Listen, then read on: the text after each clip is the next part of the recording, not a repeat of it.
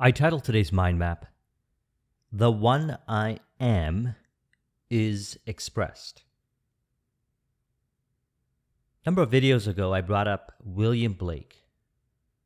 Neville was very much influenced by William Blake, and one of his popular quotes that was referred to was, "I am within you, and you are within me, mutual in divine love."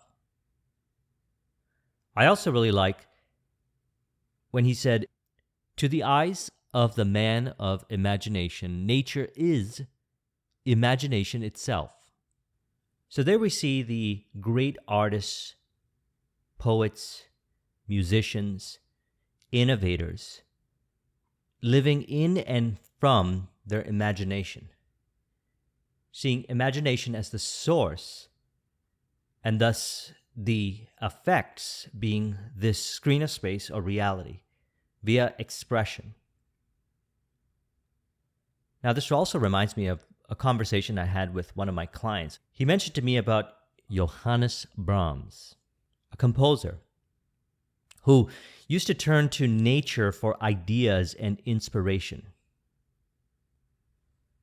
And one of the things that he shared with me is that apparently through one of his letters to his friends, Brahms, when he arrived for the first time in the mountains of Austria, he was taking walks in nature, and he mentioned he was afraid to step on harmonies and melodies.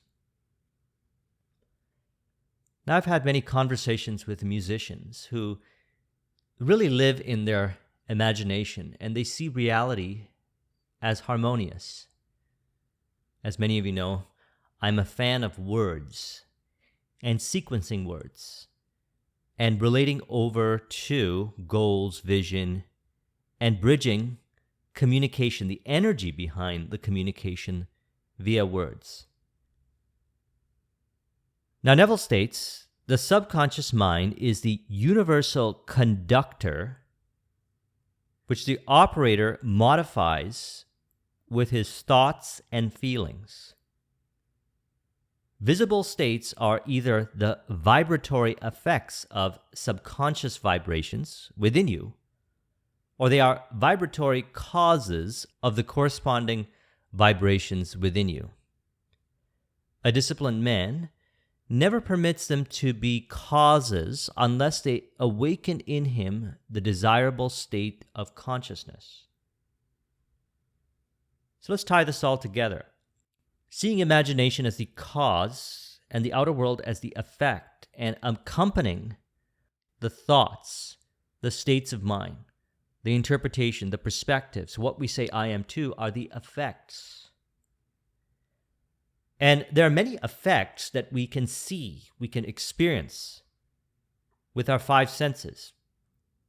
And perhaps there are effects that go beyond our five sensory interpretation.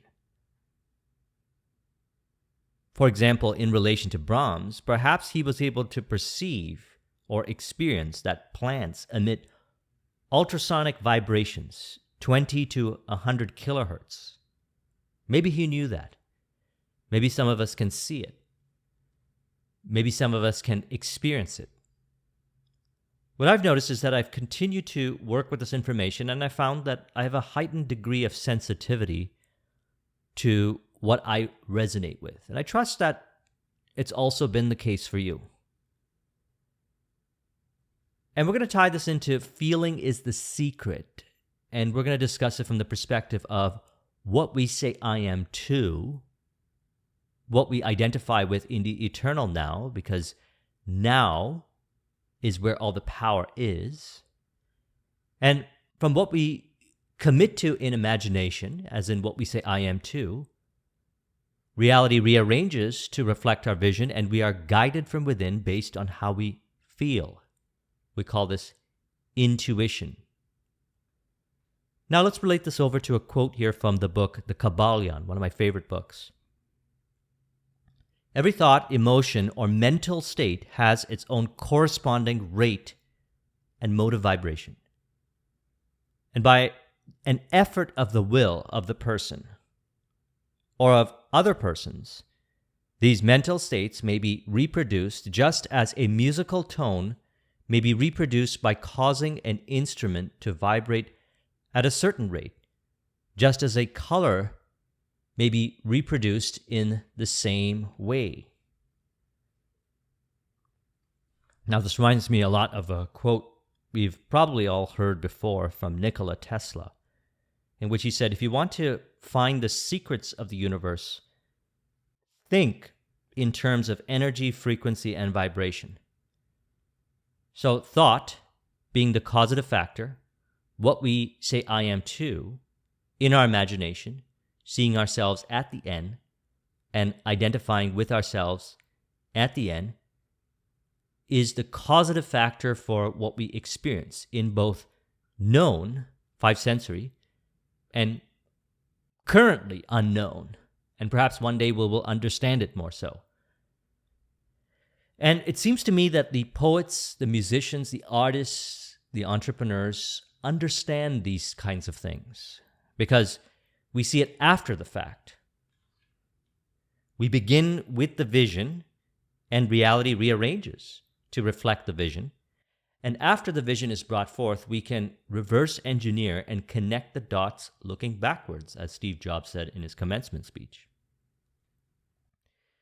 So we could think about these things, and certainly I like to reflect upon these things and look at the parallels in quotes and dialogues and interpretations of the same perspective, which leads to the cause within, what we say I am to.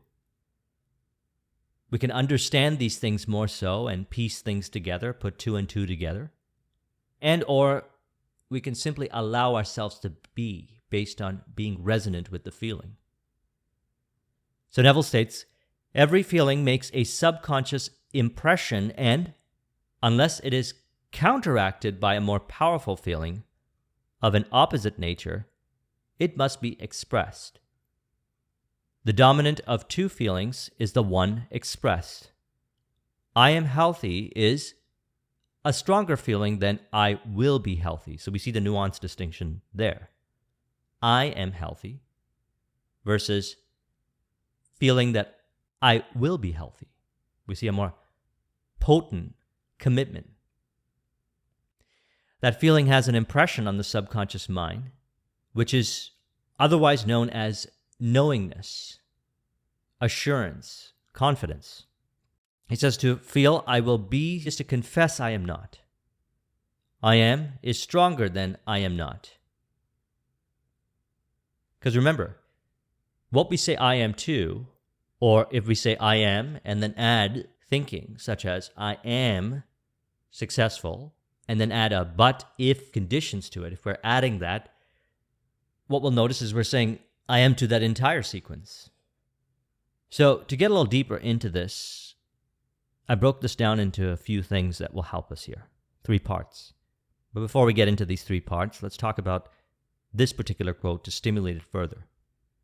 He says, it is easier to ascribe your feeling to events in the world than to admit that the condition of the world reflect your feeling.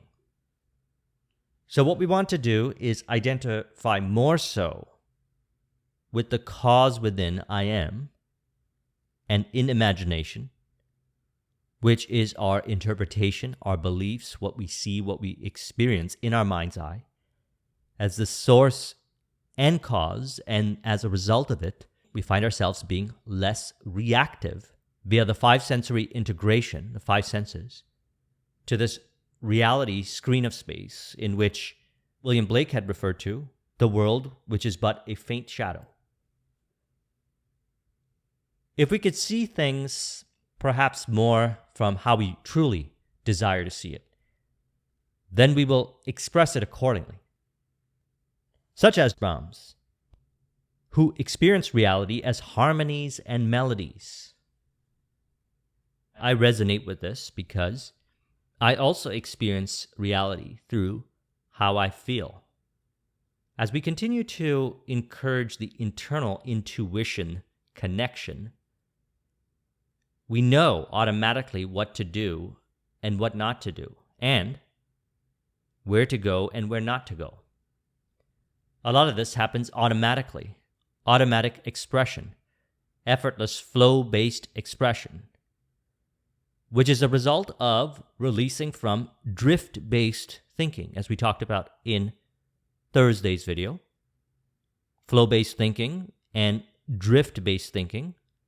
And drift-based thinking was discussed from the perspective of Napoleon Hill's Outwitting the Devil, in which he stated, "I can best describe the word drift by saying that people who think for themselves never drift, while those who do little or no thinking for themselves are drifters." So this is really about interpreting the five sensory experience from the perspective of our vision realized, seeing things in harmony and in contribution to our vision.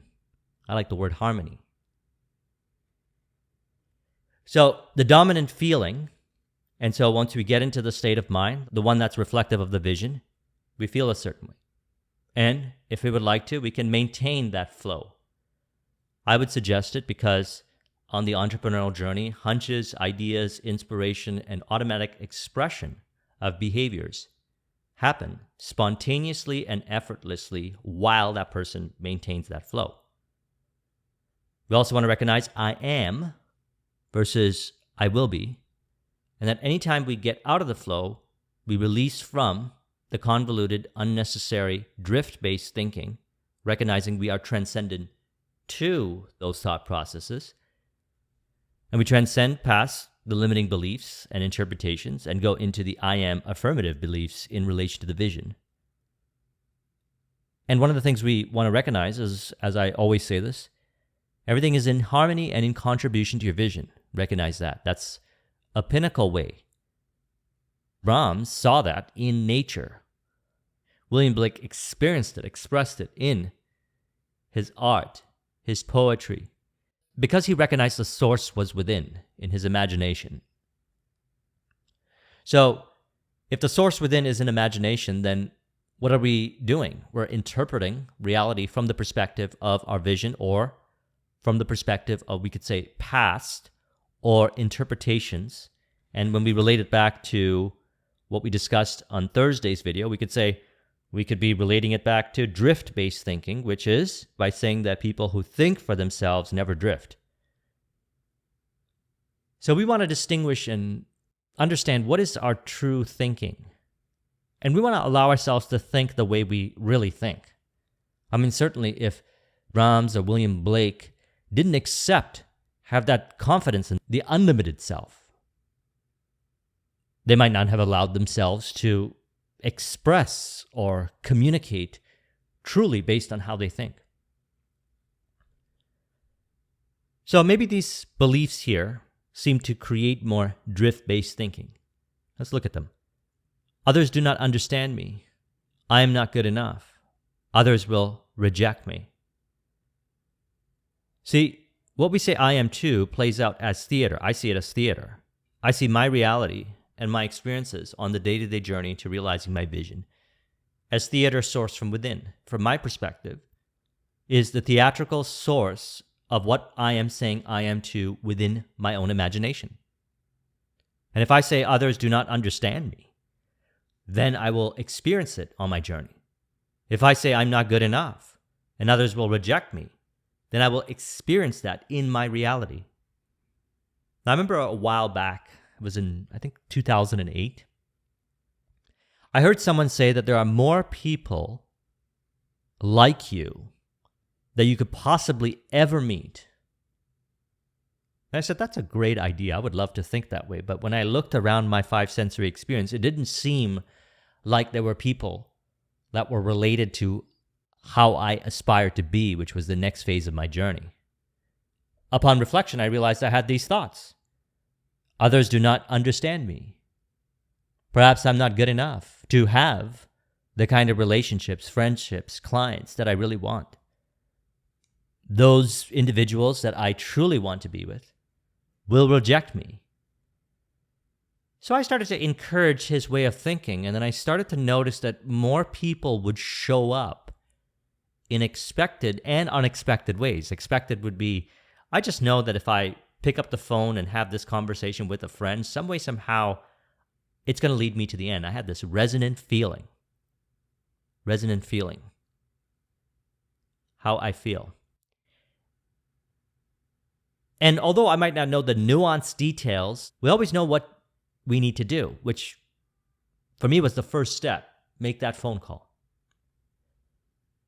And then unknown ways. All of a sudden you meet someone. They just show up. You're out and about.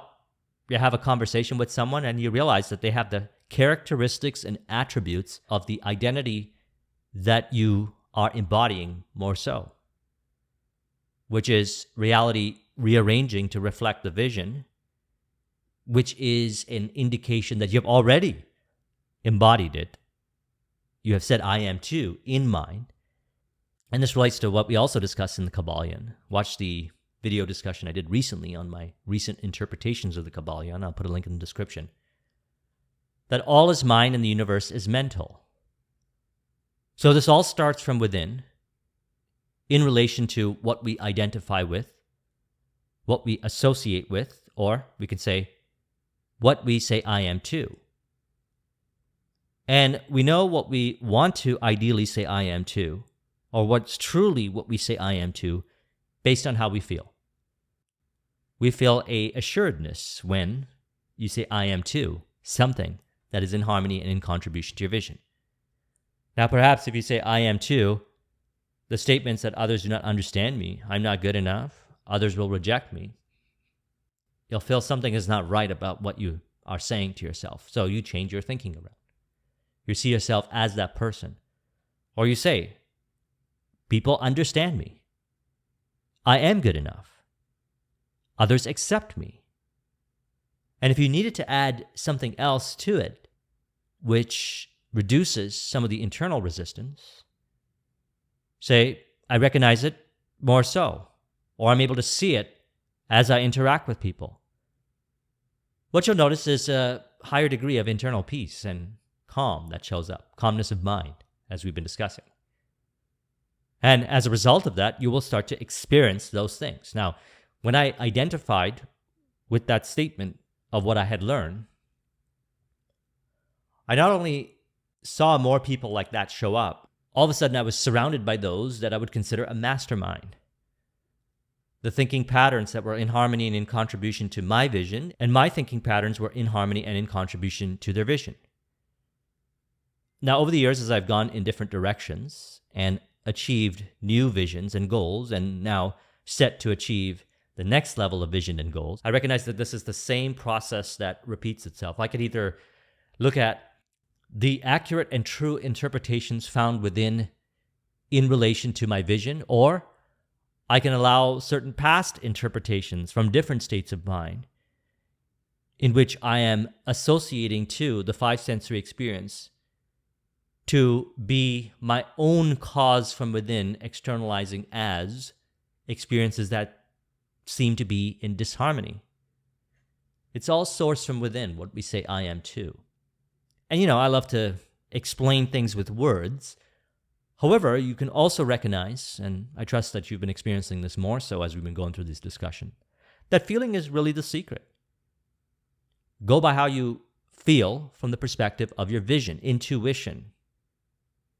Intuition is guiding you from within to your vision. And you know what to do, and as you continue to do those things, you get deeper into the flow, which we call autotelic. And that's why I brought up in Thursday's video the distinction between drifting and flow, and how we can transmute the drift-based thinking into flow-based thinking, thus further unconsciously identifying with the ideal attributes that are in harmony and in contribution to our vision. So again, get into the dominant feeling. I am versus I will be. I am being where you are right now. We're always saying I am. I've been saying this for the last year or so. We are always saying I am, whether we are consciously aware of it or not. At every moment, we're saying I am this and I am that.